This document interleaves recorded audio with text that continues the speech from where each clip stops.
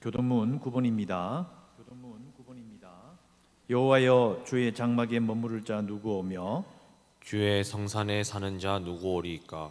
정직하게 행하며 공의를 실천하며 그의 마음에 진실을 말하며 그의 혀로 남을 허물하지 아니하고 그의 이웃에게 악을 행하지 아니하며 그의 이웃을 비방하지 아니하며 그의 눈은 망령된 자를 멸시하며 여호와를 두려워하는 자들을 존대하며 그의 마음에 서운한 것은 해로울지라도 변하지 아니하며 이자를 받으려고 돈을 꾸어주지 아니하며 뇌물을 받고 무죄한 자를 해하지 아니하는 자이니 이런 일을 행하는 자는 영원히 흔들리지 아니하리이다. 아멘.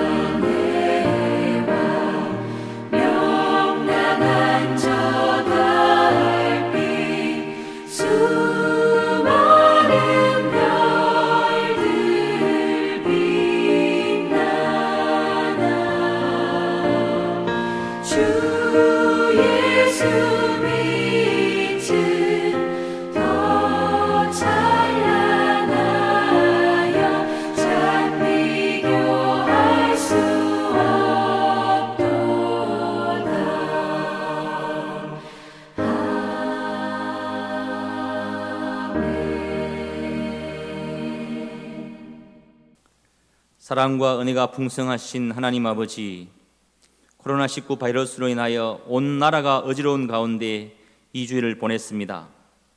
코로나19 바이러스 확진자가 계속 늘어날 것이라고 합니다. 이곳에 설교회가 세워진 이래로 성전에서 주일 예배를 드리지 않고 가정 예배로 대신하는 것은 처음 있는 일입니다. 하나님 아버지, 우리의 연약함을 용서하여 주시옵소서. 두세 사람이 내 이름으로 모인 곳에는 나도 그들 중에 있느니라고 하신 예수님, 감사합니다. 함께 모여 하나님을 예배하지 못하고 각자의 처소에서 가정 예배를 드립니다. 이 시간 각 가정에서 드리는 예배를 기쁘게 받으시고 한량없는 은혜를 베풀어 주시옵소서. 하나님 아버지, 코로나19 바이러스 사태가 조속히 잠재워질 수 있도록 은혜를 베풀어 주시옵소서. 유정자들과 병원 관계자들에게 지혜를 더하여 주시고 의심 환자들이 잘 협력하여 이 사태가 잘 관리되어 확장세가 꺾일 수 있게 하시고 확진자들과 그 가족들이 하루속히 이 아픔에서 벗어날 수 있도록 도와주시옵소서. 대한민국이 안전한 나라, 깨끗한 나라가 되도록 은혜를 베풀어 주시옵소서. 설교의 모든 성도님들을 지켜주시옵소서. 육신의 연약함으로 투병 중인 성도님들을 기억하여 주시고 지금 어려운 이 시기에 건강관리를 잘하여 더 큰 어려움을 겪지 않도록 도와주시고 하루속히 자리에서 털고 일어나 함께 신앙생활을 잘할 수 있도록 인도하여 주옵소서. 연로하신 어르신들의 건강을 지켜주시고 서일 성도의 각 가정에 필요한 것들을 채워주시고 각 가정의 기도 제목을 들으시고 응답하여 주옵소서. 국방의 의무를 다하기 위해 군에 가 있는 형제들을 기억하여 주시고 형편에 따라 먼 타향에서 생활하는 서일에 속한 모든 형제자매들에게 우리와 동일한 은혜를 베풀어 주시옵소서. 교회 재개발 문제도 간섭하셔서 좋은 길로 인도하여 주시고 서일교회 미래세대 교육에 최선을 다하고 있는 주일학교 관계자들을 기억하시고 위로하여 주시옵소서. 청년들을 기억하여 주시고 청년들에게 탐구할 학업과 도전할 직장을 주셔서 그리스도인으로서 세상을 향하여 나아갈 때 담대한 용기와 지혜를 더하여 주시옵소서. 식당 봉사로 수고하시는 권사님과 집사님, 교회 곳곳을 청소하며 관리하는 손길과 보이지 않는 곳에서 묵묵히 봉사하며 섬기는 손길들을 기억하여 주시고 은혜를 베풀어 주시옵소서. 오늘도 말씀을 전하시는 목사님에게 성령 충만함을 주셔서 말씀이 증거될 때 그 말씀이 살아 역사하는 말씀이 되게 하시고 그 말씀을 우리의 삶에 적용하여 그 말씀대로 살아내는 온 성도들이 다 되도록 역사하여 주옵소서. 가정 예배를 드리는 각 처소마다 하나님의 크신 위로와 주시는 은혜가 풍성하기를 간절히 바라옵고 예수님의 이름으로 기도드리옵나이다. 아멘.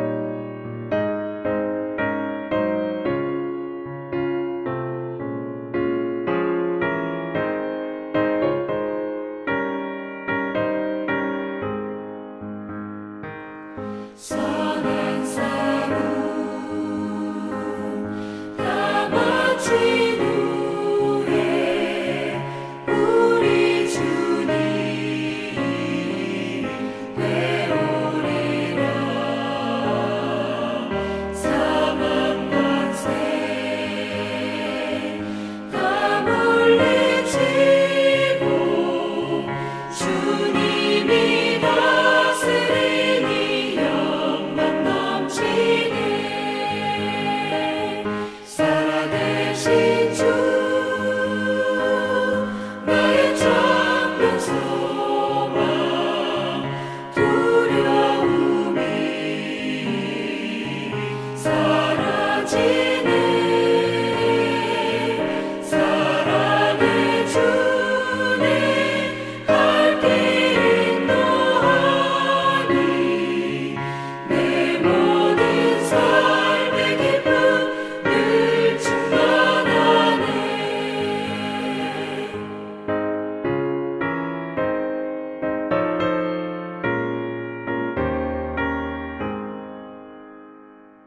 하나님 말씀 요한복음 13장 31절 32절 말씀 두 절 말씀 제가 읽어드리겠습니다. 31절 그가 나간 후에 예수께서 이르시되 지금 인자가 영광을 받았고 하나님도 인자로 말미암아 영광을 받으셨도다. 만일 하나님이 그로 말미암아 영광을 받으셨으면 하나님도 자기로 말미암아 그에게 영광을 주시리니 곧 주시리라. 아멘. 3월 1일 3.1절 기념 설교를 준비했는데 코로나19 사태로 말미암아 지금의 상황에 맞게 우리의 시절과 우리의 모든 때를 따라 하나님 말씀을 따로 준비했습니다. 하나님의 영광이 드러날 때라는 제목을 정했는데요. 예배를 드리지 않는 것이 사실은 저도 생전에 처음이고 계산해 보면 이럴 수가 있느냐라고 말하는 분들도 너무 많습니다. 그래도 생명을 걸고 예배를 드리는 게 맞지 않느냐는 분들도 많이 있는데 사실 역사를 보면 3월 1일 1919년 만세운동 때에 3월 1일이 토요일이었습니다. 그러니까 이 일제가 예배 드리는 자들을 잡고 집회를 금지하고 사람들 색축을 하는 엄청난 그런 일들이 있었기 때문에 3월 2일 주일에는 예배를 드리지 못했어요. 한국 교회 역사에 나와 있습니다. 그래서 만세 시위를 주도한 도시의 기독교인들을 잡으려 하는 일들이 시작되면서 주일 집회 자체가 금지되었고 평양과 선천, 서울까지도 다 주일 집회가 금지되었습니다. 예배를 드릴 수가 없었어요. 그런데 결국은 설교 없이 기도회만으로 간단하게 했던 것으로 기록이 되어 있고, 그래서 3월 1일에 만세운동이 있었는데 한 열흘이나 한 20일 정도 지난 걸로 제가 기억이 납니다. 지난 다음에 기독신보에 나와 있는 기사를 읽어드리고 설교를 시작하고자 합니다.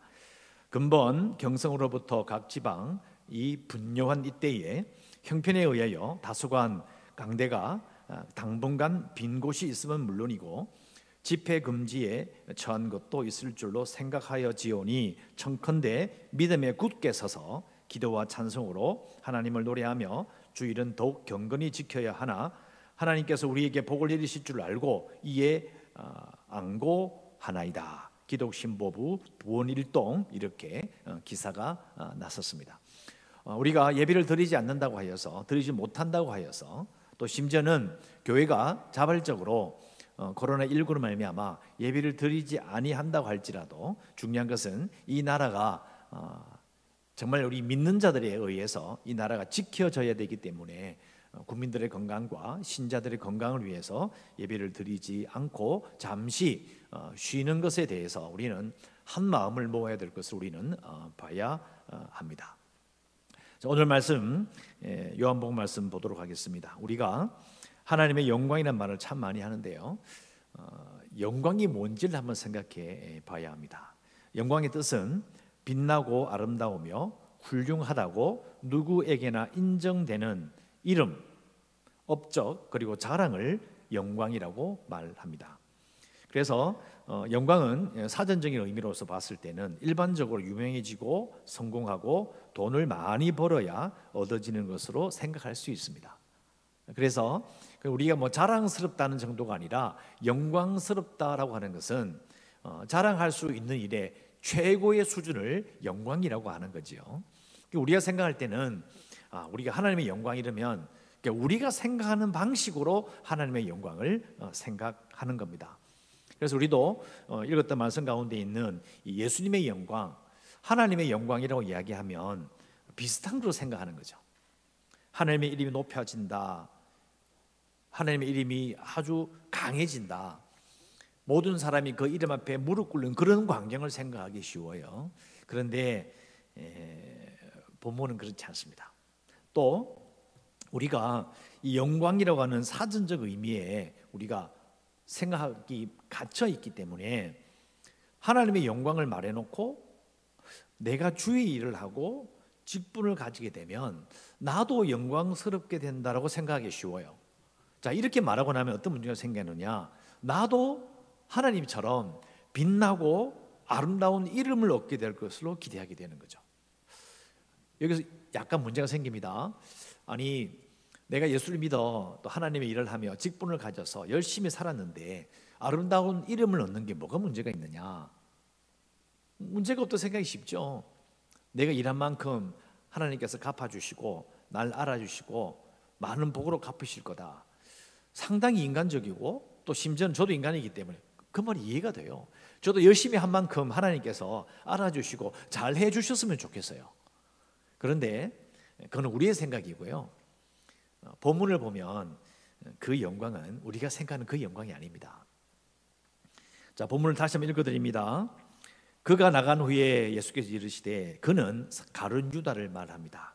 가룟 유다가 나가서 이제 예수님을 팔아넘기게 되고 본격적인 고난이 시작이 됩니다. 그 직전에 하신 말씀이죠. 예수께서 이르시되, 지금 인자가 영광을 받았고 하나님도 인자로 말미암아 영광을 받으셨도다. 영광을 받으셨대요. 받으실 것이 아니고요, 영광을 받으셨다고 되어 있어요. 무슨 영광을 받으셨어요? 고난이 시작되는데요. 하나님께서 나셔서 확 쓸어버리고 하나님을 대적한 유대인들을 눌러버리고 기적이 막 일어나고 로마가 막 쫓겨가는, 우리가 생각하는 아름답고 훌륭하고 유명해진 그런 기적은 없어요. 그게 무슨 하나님의 영광이냐고요. 우리가 본문을 읽으면서 예수님의 고난과 죽으심과 부활을 너무 익숙하게 생각하기 때문에 이미 가룟 유다가 나가서 자기를 팔아넘기시고 고난을 받게 하신 그 순간이 딱 시작되었을 때 영광을 받으셨다라는 것을 모르고 지나가요. 하나님의 영광에 대한 생각 자체가 우리와는 완전히 틀린 거죠. 정리해 봅니다. 예수님이 고난을 받기 시작하는데 무슨 영광이냐? 그럼 도대체 하나님의 영광은 뭐냐? 예수님의 영광은 뭐냐? 결론적으로 우리가 생각하는 그런 영광과 하나님의 영광은 이게 다른 겁니다. 하나님은요, 기적을 드러내시고 내가 이렇게 힘이 있다는 걸 드러내셔서 받는 그런 영광에 관심이 없어요. 왜? 이미 그렇게 하실 수 있기 때문에. 그 대단한 일이 아니라는 거죠. 세상을 창조하시고 사람들을 살려내시고 죽음마저도 마음대로 할 수 있는 그분이 그 기적을 일으켜서 뭘 할 거냐고요. 로마의 군대를 무너뜨리고 그들을 쫓아내신다? 하나님께 영광이 안 되는 거예요. 대단한 일이 아니기 때문입니다. 자, 그러면 우리가 생각하는 영광과 하나님의 영광, 예수님의 영광은 뭔가라는 거죠. 이것도 한번 결론 내려봅니다. 자, 우리가 생각하는 영광이 아니고 예수님이 고난 받으시는 것은 우리가 생각하는 유명해지는 것과 성공하는 것과 이름이 알려지는 영광과는 완전히 다르다. 그래서 우리가 외치는, 우리가 원하는 하나님의 영광, 그 영광의 부스러기를 받아 먹을 수 있을 것으로 기대하는 우리의 그 잘못된 그 욕심을 다 내려놓고 그냥 그대로 하나님의 영광이 뭐냐, 예수님의 영광이 뭐냐라고 물어볼 수 있습니다. 자, 성경의 모든 근거를 다 댈 수 있는데 너무 기니까요. 또 이렇게 특수하게 온라인 예배를 드리니까 굳이 다 화면 다 보여줄 수도 없는 그런 형편이니까 요약하면 이렇습니다. 하나님의 영광은 하나님의 성품이 드러날 때 하나님의 영광이 됩니다. 그리고 하나님의 계획이 드러날 때 하나님의 영광이 드러납니다. 그리고 하나님의 사랑이 드러날 때 하나님의 영광이 되는 겁니다. 그래서 고난을 받으시기 직전에 그 일이 딱 시작될 때 하나님의 영광 받으신 거예요. 왜? 이제 하나님의 성품이, 예수 그리스도의 성품이, 하나님의 사랑이, 예수님의 사랑이 드러날 것이기 때문에 그 첫 번째 출발점에서 하나님의 영광을 이미 받으신 거예요. 하나님의 영광은 하나님의 능력이 드러날 때가 아니고요, 하나님의 사랑과 성품이 드러날 때고, 예수님이 왜 영광 받으시느냐? 예수님이 품으신 그 사랑이 드러나는 바로 그 고난의 출발점에 이미 알고 계시는 거죠. 내가 영광을 받을 거야.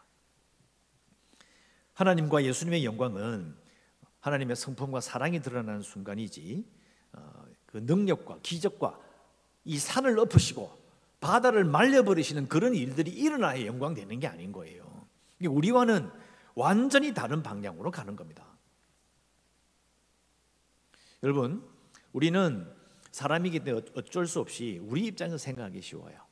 그래서 코로나19 사태도 마찬가지고 정치적인 상황과 경제적인 상황도 전부 다 우리 입장에서 생각하죠.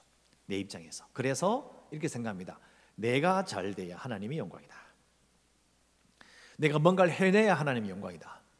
내가 뭔가를 하고 있어야 되고 뭔가 분위기가 좋아야 되고 주위 사람들과 함께 뭐 대동단결하여 뭔가 큰 움직임이 있어야 하나님께서 일하신다고 생각하고 하나님의 영광이라고 생각해요.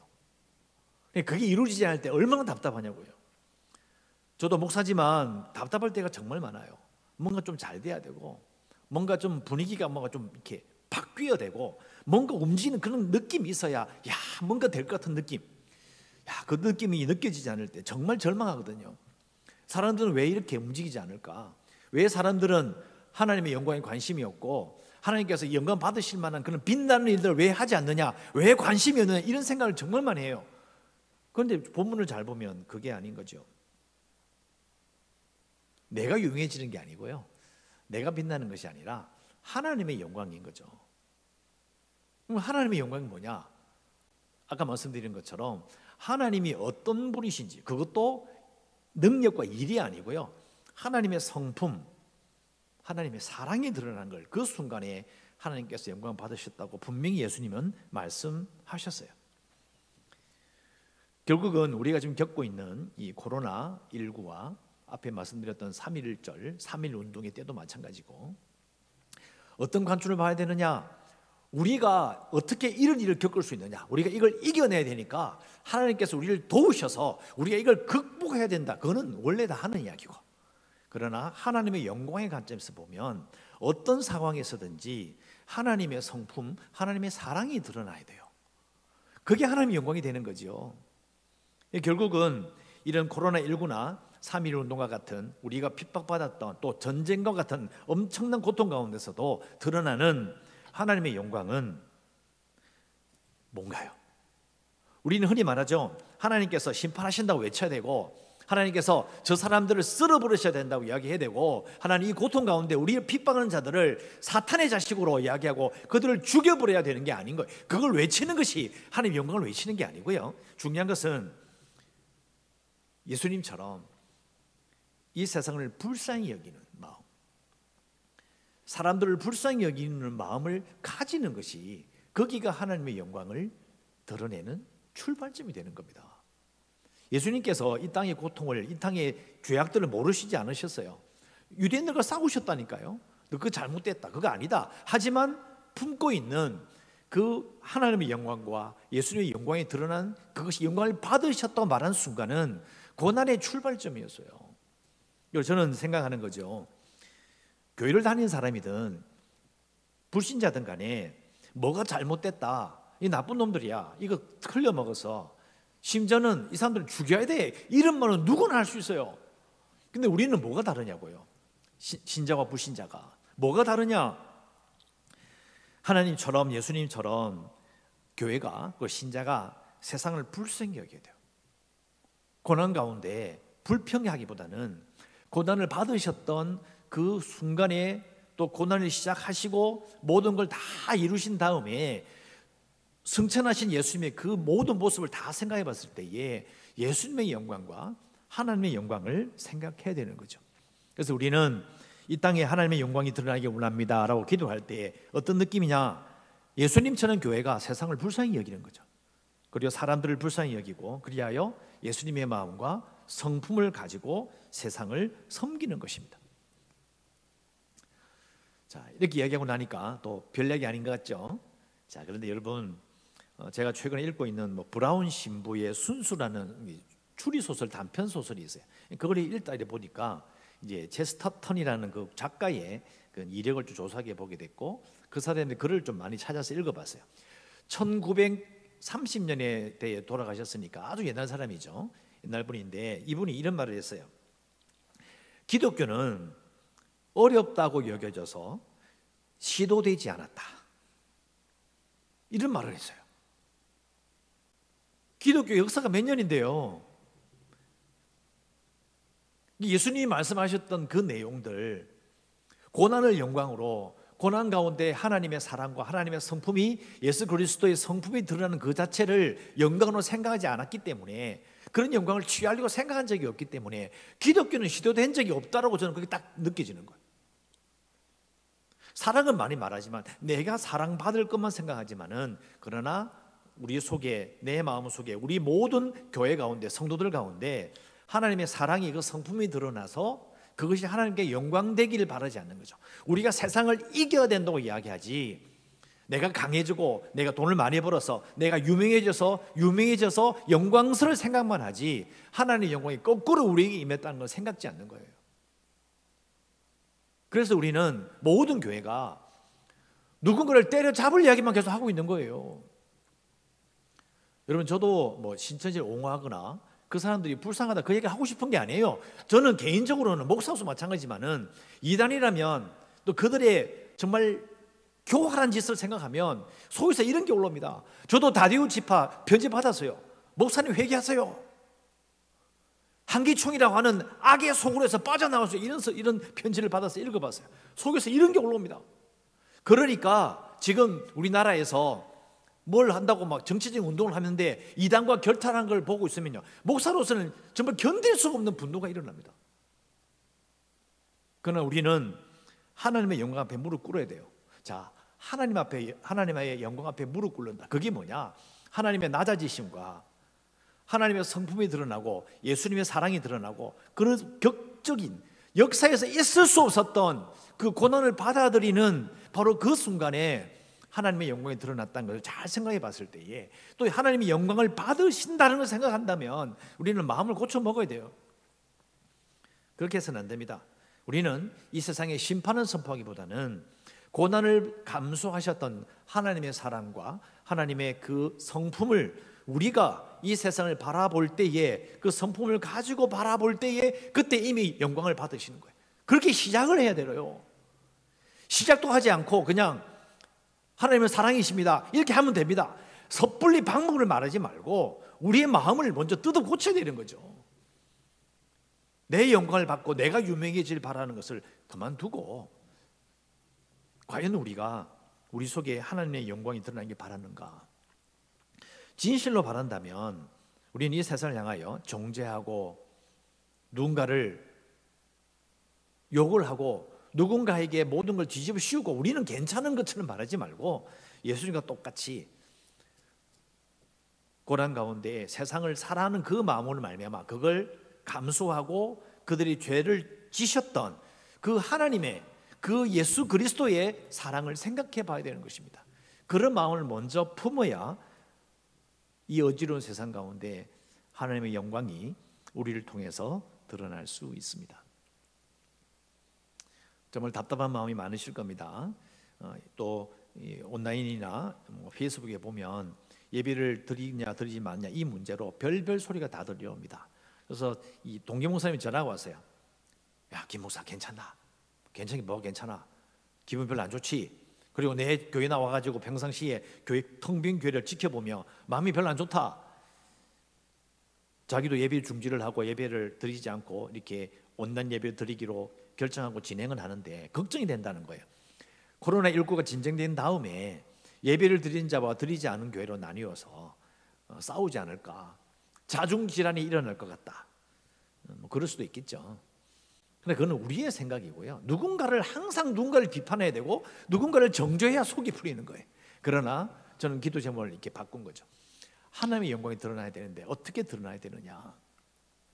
예수님의 그 낮아지심과 정말 그 고난을 받으실 수밖에 없었던 그 사랑이, 그 성품이, 세상을 불쌍히 여기시는, 세상을 이처럼 사랑하셨던 그 하나님의 사랑이 드러나는 그 순간에 영광을 받으셨다면 우리도 똑같은 마음을 품어야 된다. 이단을 아니라고 말하는 것이 아니고, 잘못되지 않았다고 말하자는 게 아니고, 일단 그거는 두 번째로 내두고 첫 번째, 우리가 하나님의 영광을 받으셨던 바로 그 순간에 우리가 같이 서야 된다는 거예요. 오늘 토요일 새벽 생명의 삶에 보면 나옵니다. 세상이 너를 미워하면 세상이 먼저 나를 미워하라고 이렇게 말씀하셨어요. 결국은 하나님이 미움을 받았다, 즉 예수님이 미움을 받았다는 것은 하나님의 아버지가 미움을 받으신 거예요. 근데 그 자리에 우리도 같이 서는 거죠. 그래서 그때에 우리를 통하여 성령께서 증언하신다.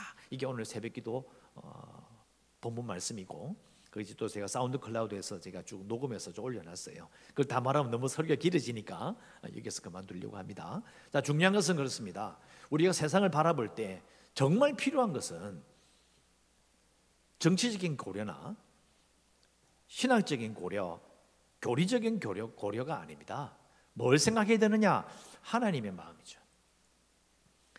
하나님이 영광을 받으시던 바로 그 순간이 하나님이 어떤 분이신지가 드러나는 그 순간에 영광을 받으셔요. 이게 우리를 통해서 우리가 세상을 바라볼 때도 하나님 아버지의 마음을 품는 것을 통해서 하나님의 영광을 받으실 겁니다. 이것이 바로 우리가 이 어두운 세대에, 그리고 참으로 코로나19로 말미암아 온 나라가 시끄러운 이 시점에 우리가 이단과도 다를 수 있는 방법이고, 하나님을 모르는 사람들과 또 우리가 어떻게 다른지를 보여줄 수 있는 가장 중요한 강조라고 봅니다. 우리 이렇게 해야 합니다. 그래서 하나님의 영광이 드러날 때 정말 세상이 어두울 때고 정말 어려울 때입니다. 성령 충만을 구하는 이유도 바로 이것이고, 성령 충만을 통하여 우리 가운데 하나님의 영광이 드러나는 놀라운 성도들 되시기를 간절히 바랍니다. 제가 기도하겠습니다.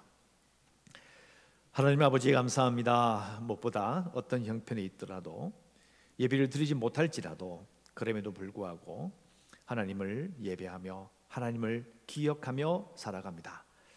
오늘 말씀에 근거해 기도합니다. 우리는 하나님의 영광을 구한 것이 아니라 나의 영광을, 우리가 유명해지기를, 우리 교회가 유명해지기를 구했습니다. 하지만 예수님께서 고난을 받으실 때에 하나님의 성품이 드러나며 하나님의 사랑이 드러나며 예수님의 성품과 그 사랑이 드러나는 바로 그 순간을 영광을 받으셨다고 분명히 말씀하셨습니다. 하나님, 우리도 성령 충만하여 하나님 아버지의 마음을 가지고 이 세상을 바라보며 세상을 불쌍히 여기는 마음, 세상을 사랑하는 마음을 우리에게 주시기를 간절히 소원합니다. 우리가 하나님 아버지의 마음을 가질 때에 하나님께서 우리를 통하여 영광을 받으시고, 그 마음을 품고 돌아서서 다시 세상을 바라보며 세상을 잘 섬기며 하나님의 마음, 예수 그리스도의 마음, 그리고 복음을 전파할 수 있는 거룩한 자들 되게 하여 주시고, 예배를 드리지 못하지만 그러나 각자 흩어져 있는 우리 성도들을 기억하시고 성도들의 마음과 그들의 생활과 그들의 건강을 주께서 지켜주시고 우리와 함께하여 주시옵소서. 감사드리옵고 예수님 이름으로 기도드리옵나이다. 아멘.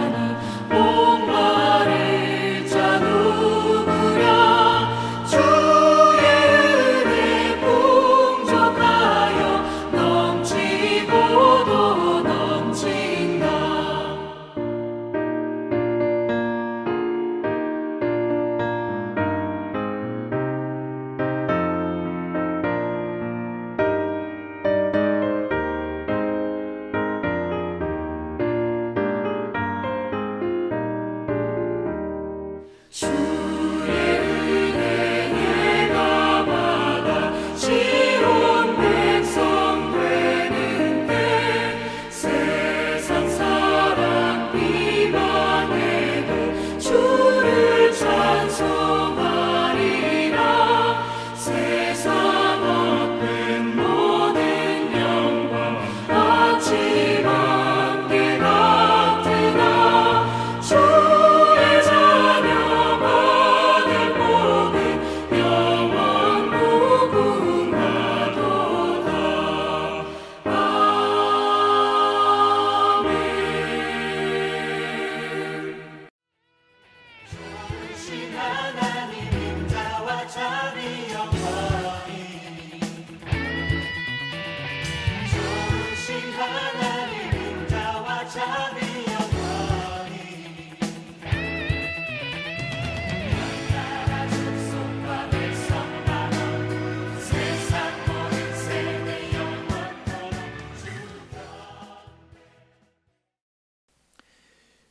이제는 주 예수 그리스도의 은혜와 하나님 아버지의 놀라우신 사랑과 성령님의 위로, 교통, 충만하심이 우리의 영광이 아니라 하나님의 영광을 구하며 우리 가운데 하나님의 사랑과 하나님의 성품이 우리를 통하여 이 어두운 세상에 드러남으로 말미암아 하나님께 영광 돌리기를 간절히 소원하는 함께 예배드리는 모든 성도들 위해 그들의 건강과 이 땅 위에 영원토록 함께 있을지어다. 아멘.